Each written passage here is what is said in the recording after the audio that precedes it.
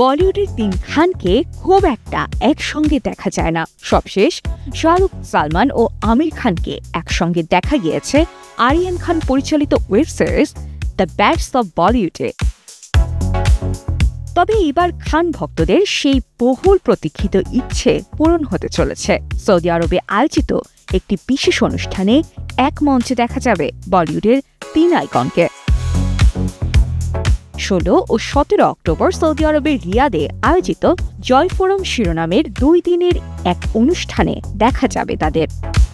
রিয়াদের বুলেভার্ড সিটির SEF অ্যারেনায় এই অনুষ্ঠানে 30টির বেশি দেশ থেকে অতিথিরা অংশ নেওয়ার কথা রয়েছে।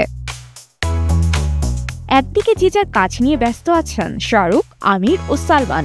শাহরুখ দেশ বিদেশে ঘুরছেন তার কিং সিনেমার শুটিং নিয়ে।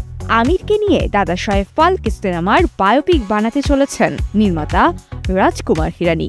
আর ভারতের লাদাখে তীব্র ঠান্ডায় ব্যাটল অব গালওয়ান সিনেমার প্রথম ধাপের শুটিং শেষ করেছেন সালমান খান। সাজিয়া ইসলাম, কালের কণ্ঠ।